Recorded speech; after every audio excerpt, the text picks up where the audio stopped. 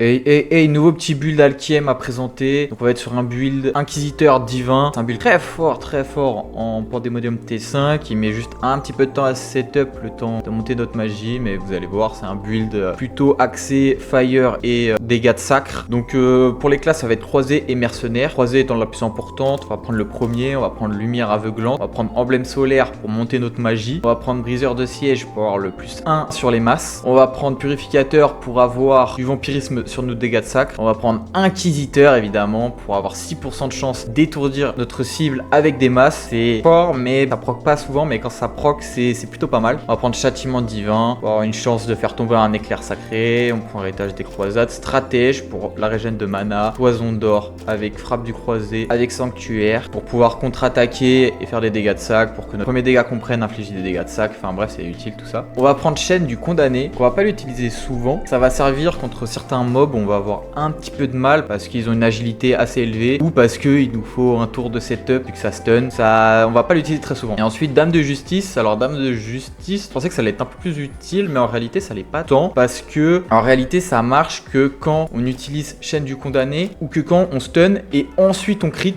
voire en fait attaquer sur le stun, parce qu'en général quand tu stun, ça passe autour de l'adversaire qui loupe son tour et ça retire le statut de stun. Donc c'est utile mais pas tant en réalité, ça arrive quelques fois que ça proc mais c'est pas très souvent. Donc pour le mercenaire, coup de hache, on va prendre foulée pour +2 d'agi, flèche réactive pour quand on esquive ça envoie une flèche, pour que ça ignore la défense, et on va prendre huile inflammable pour infuser nos attaques de feu. Voilà la tire, bonne pioche pour monter notre chance petit à petit, et on va prendre artificier, mais ce coup-ci on va pas prendre l'upgrade parce que justement on vise le stun. Au niveau des attaques en jeu, du coup on va utiliser huile inflammable quand on va être full mana et full life. Quand on va avoir des petits problèmes de santé, ça arrive très vite, on va utiliser ferveur sanctifiée justement pour regen et pour monter notre magie. Donc ça va être assez important de l'utiliser dès le début, mais il faut quand même avoir des dégâts de feu de temps en temps, donc il y a un juste milieu à avoir. Et on va utiliser Chaîne du Condamné comme je vous l'ai dit sur les mobs un peu chiants qui font que d'esquiver, quand on va avoir certains problèmes. Et bon, on va pas l'utiliser très souvent en réalité. Pour le stuff, on va utiliser comme casque Portée de l'Infini. Alors oui, moins 30 de vie, oui, moins 2 d'agilité. En contrepartie, +2 d'attaque, +2 de def,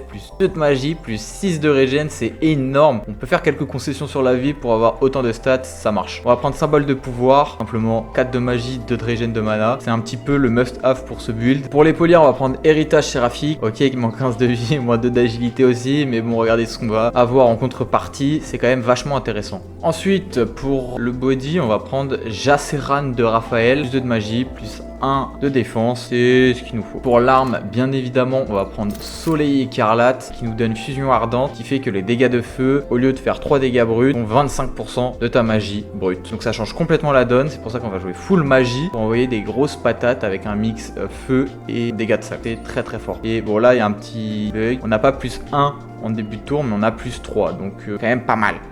On aurait pu jouer Calamité, mais le problème de Calamité, ça va être son perfectionnage qui est quand même un petit peu bateau dans le sens où c'est quand même difficile en fait de faire des coups de chance avec un build avec Calamité. Et en plus de ça, ton coup de chance en réalité va pas t'apporter tant de choses que ça. Il va juste t'apporter +1 de feu, sachant que tu vas pas pouvoir enchaîner les crits, ça va arriver pas non plus régulièrement, donc pas réussi à le faire fonctionner pour l'instant. On va rester sur Soleil Écarlate qui est très fort. On va lancer un Pandémonium T5. C'est parti pour le T5. Comme d'hab, le meilleur affix à avoir en début c'est Rituel Infernal, ensuite ça va être au Sentinelle ou Vampirisme, et on termine sur soit Vampirisme soit l'Armée des Morts. Et au niveau des bénédictions, bah tu vas prendre principalement de la magie et de l'attaque. Si tu as la possibilité d'avoir de la magie en contrepartie de points de vie, tu peux le prendre une fois, normalement ça fonctionne. Bon là on ne propose pas, on va prendre +10% de mana. Donc voilà, par exemple je commence full life, je m'infuse direct de feu et on va quand même s'infuser de sacre pour commencer à accumuler de la magie.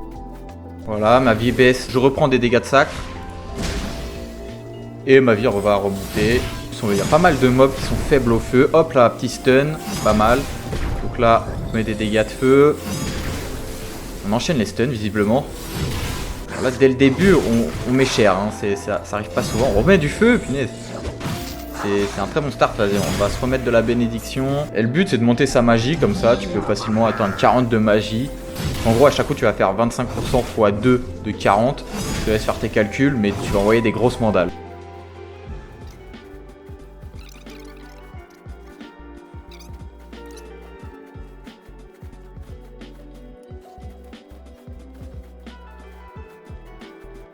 En deuxième affixe, il me propose Armée des Morts. Je me dis, ça peut le faire parce que au max, on va monter à 30% de chance de l'avoir. Donc une chance sur 3, brièvement, ça devrait pouvoir le faire. Et là, voilà, l'exemple parfait, l'orgueil, moins 12% de points de vie en échange de 3 de magie. C'est typiquement ce que tu peux prendre une fois. Ne le prends pas 2 fois parce que tu en as d'autres qui sont un peu similaires.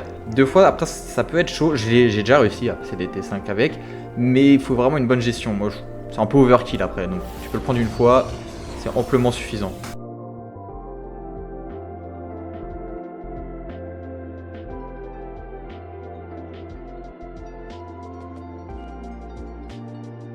On va ban, on va prendre sentinelle, parce que normalement nos dégâts de feu et nos dégâts de sacre sont des dégâts bruts et donc ignore l'armure. Bon là par exemple on a le pire truc comme d'hab, ça vraiment je le trouve tellement pas intéressant, c'est tellement mieux d'avoir des stats qu'avoir des éléments, mais bon. Du coup là ce que je vais te conseiller c'est plutôt de prendre l'élément feu que l'élément sacre, parce que ça te coûte 2 de mana de plus pour infuser ton épée en feu plutôt que le sacre, du coup voilà, les calculs on est bien.